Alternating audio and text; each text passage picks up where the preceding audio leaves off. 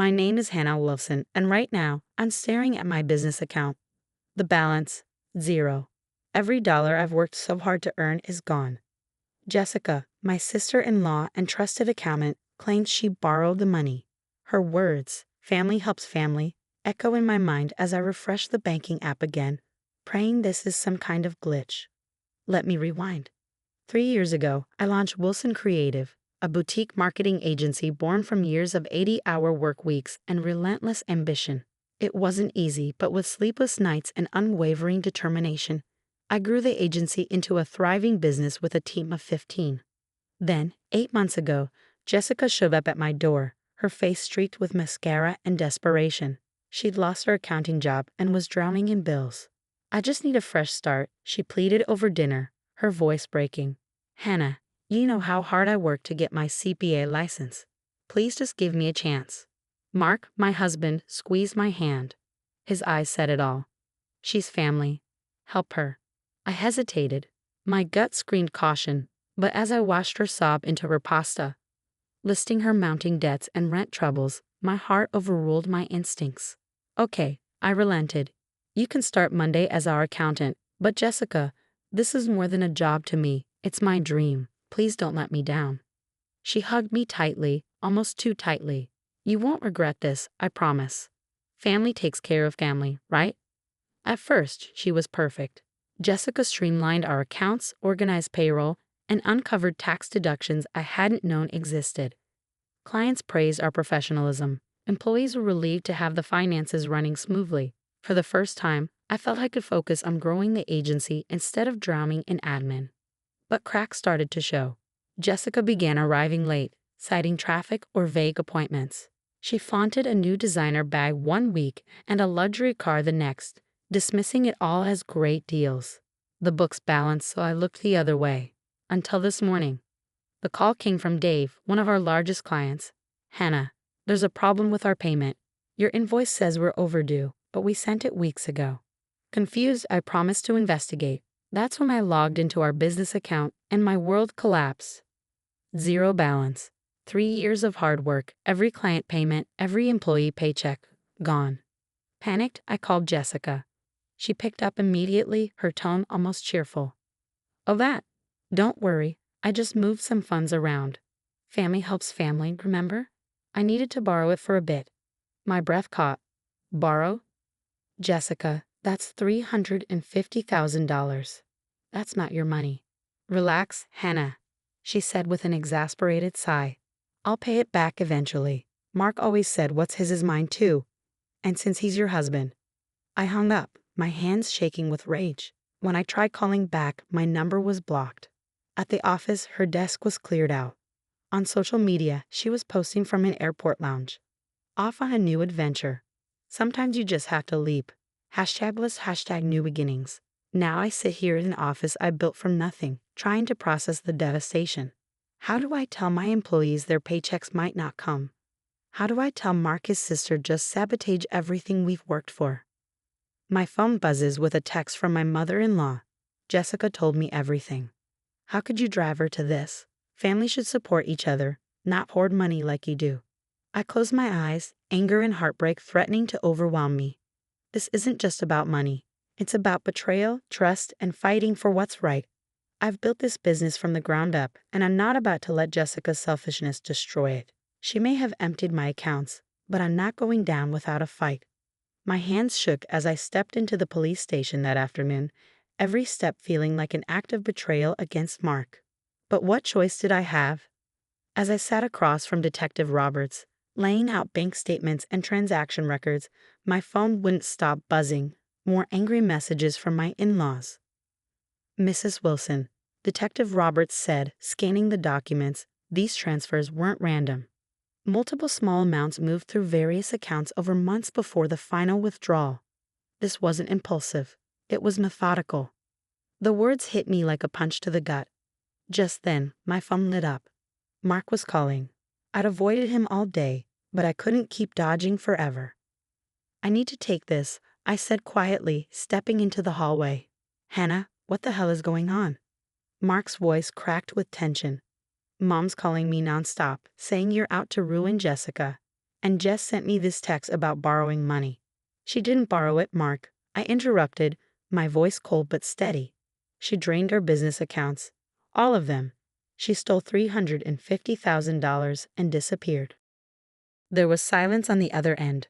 When Mark finally spoke, his voice sounded strange, almost detached. There's got to be some mistake. Jess couldn't. Check her Instagram, Mark, I said, exhaustion lacing my tone.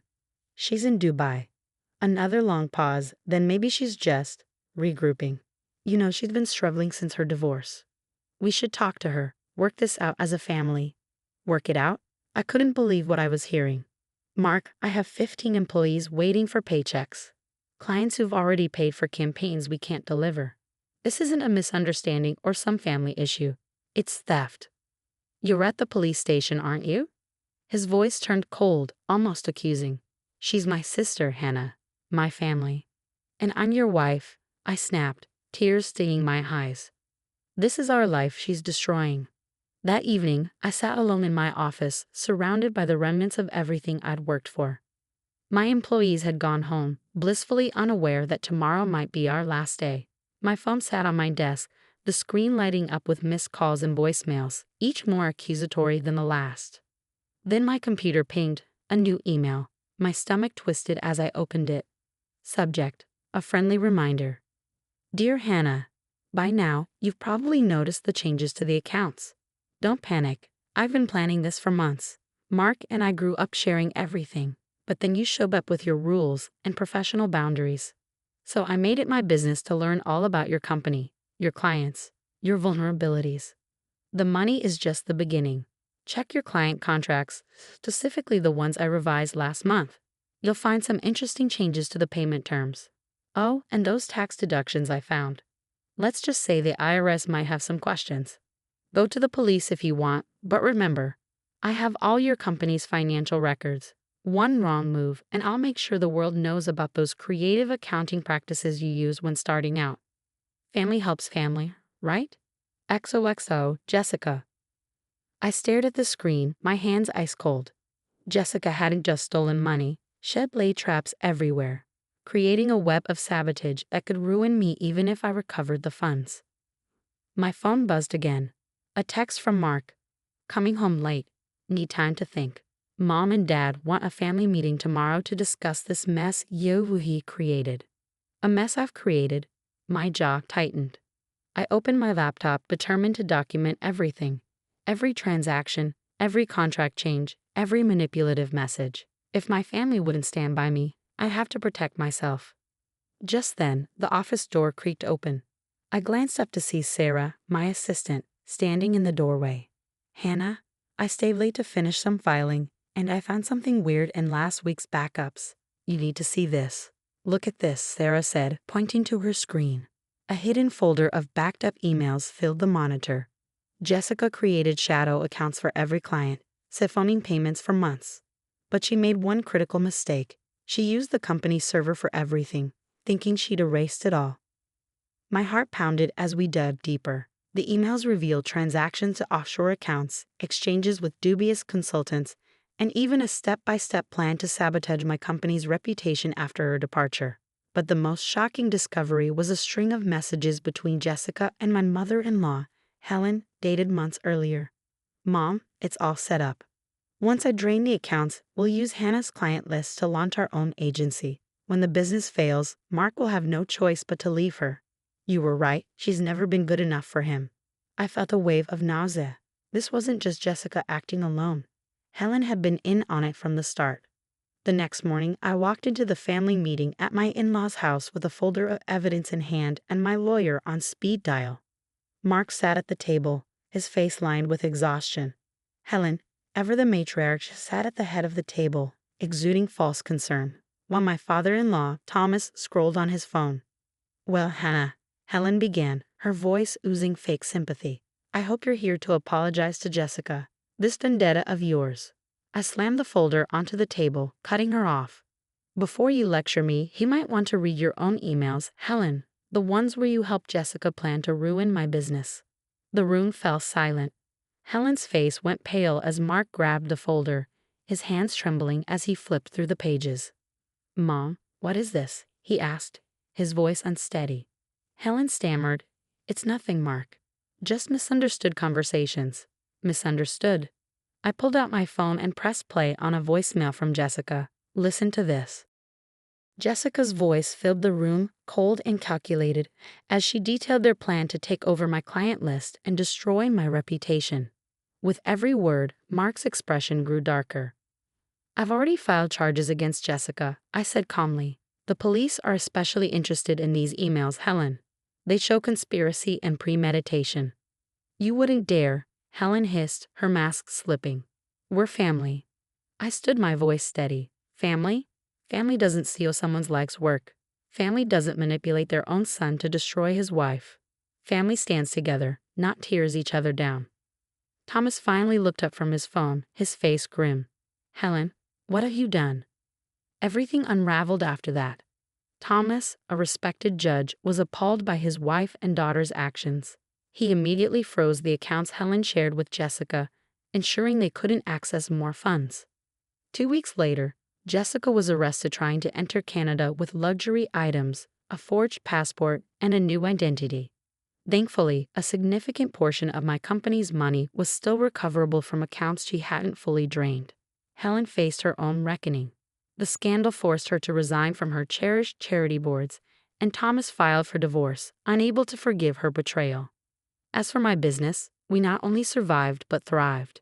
Clients rallied around us when they learned the truth, and Sarah's discovery of the backups prevented Jessica's tampering from causing lasting damage. Mark and I had a long road ahead. The betrayal shook him deeply, and he moved out temporarily to process the fallout. But unlike his mother, he chose to stand with me, facing the truth over blind loyalty. Counseling helped us begin to rebuild the trust that Helen and Jessica had tried to shatter. 6 months later, I sat in my newly expanded office, watching my growing team work with purpose. The betrayal had taught me harsh lessons about trust, but it also revealed who truly had my back. My phone buzzed. A text from Mark. "Just finished moving back in. Dinner tonight to celebrate your best quarter yet." I smiled, typing back, "Yes, and Mark, thank you for choosing us." Sometimes family isn't defined by blood or marriage. It's about the people who stand beside you when others try to tear you down. Jessica and Helen thought they could destroy me with their betrayal, but all they did was show me the true meaning of family.